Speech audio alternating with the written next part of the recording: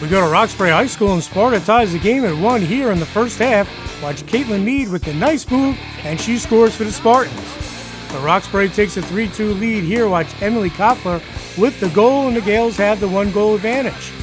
And the Gales jump out to a 4-goal lead here late in the first half. Watch Emily Koffler draw the goalie out, and she scores, and it's 6-2 Roxbury. Then on the ensuing draw, Sparta has an answer. Watch Caitlin Mead win the ground ball and take it in all by herself, and Sparta trails by 3, 6-3. But Roxbury takes a 7-3 lead at the break thanks to this aggressive move by Chelsea Arteglair, and the Gales have the 4-goal lead.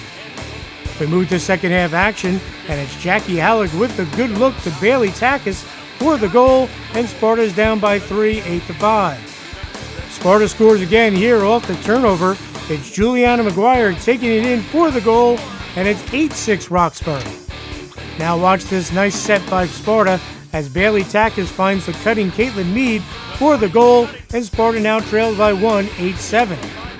But Roxbury tacks on to its lead here. Watch Mia Sadowski out of the free position send in the rocket, and with just over 4 minutes to go in regulation, Roxbury's up by 3, 10-7. Sparta's still battling, and it's Caitlin Mead continuing her big game here as she cuts the Roxbury lead to 2, 10-8. The Spartans' comeback continues here. Watch Bailey Takis find the wide-open Juliana McGuire, and it's 10-9 Roxbury with 2 minutes to go. Oh boy. And Sparta sends this game into overtime. Watch Jackie Halleck get it to Juliana McGuire with 11 seconds to go, and we are tied at 10. What a game. All right, we go to overtime, and it's Alex Curran out of the free position with the game winner for Sparta as they rally for a wild 11-10 Freedom Division North victory over Roxbury here at Roxbury High School. I think that we started off a little shaky in the beginning, but I think as a team we really came together in the second half and pulled it together and just came back from this big lead 7-3 and ended up tying and going into overtime, so it was pretty cool. It was super exciting. I mean, we really pulled out at the end of the game. First half, you obviously saw it wasn't our best, but the second half we all connected and really played as a team. It was a great feeling, first of all, because what I love about this team is how connected we are. This is the most connected team I've seen, the most perfect chemistry, and everybody passes to each other. Everybody knows where everybody's going to cut, and I think even though we had a slow start, everybody really pulled it together in the end, and it wasn't just one person playing the whole game, it was the whole team. It feels really good. We were losing 7-3 in the first half, and we went into halftime saying, all right, we need to fix our defense, we need to fix our draw controls, and we went out and did it. And we only let up, I think, 3 goals in the second half, versus 7, and it was really awesome to see our team pull together like that. They came out in the first half and were playing on their heels. They got down on themselves a little bit, so we used halftime to talk about ways that they could pull themselves back up again, work together, overcome some obstacles, and I give so much credit to Roxbury. They came out and really fought, and we knew they were going to do that.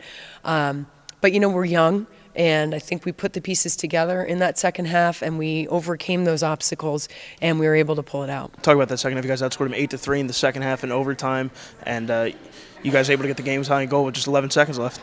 I think the biggest thing was our draw control is what gave us that lead because we were able to come and score off of that. We also created a lot of turnovers, which also contributed to coming back and scoring those goals that ended up tying the game and then ending up winning in the overtime. At halftime, our coach, Kate Brennan, pulled us in and she was just like, all right, guys, you're not playing the way you should be playing.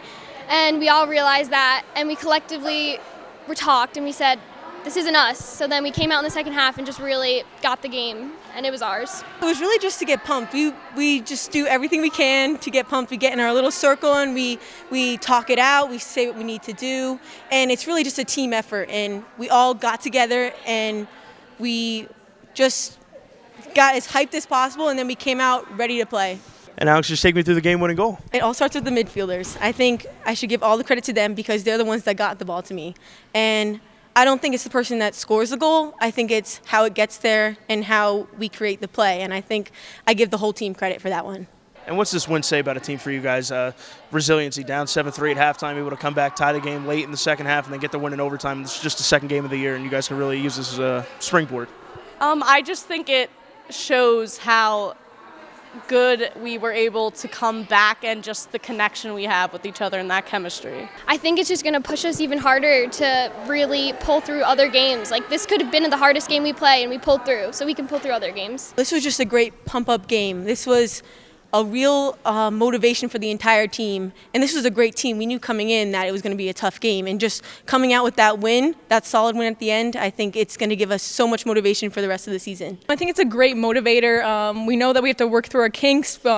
We came out really flat, but I think this is just a great team building experience, and we really worked it out in the end, and I'm really proud of my team. They just came out flat, and I think that that's going to happen because there are, we've got a nice balance of kids on the team, a lot of kids who've never played varsity lacrosse before. It's a different level of intensity. So I think that they're adjusting to that. They're also adjusting to each other. So I think, I give my captains a ton of credit. They really helped pull the team together. I think we've got younger players that stepped up and pulled the team together.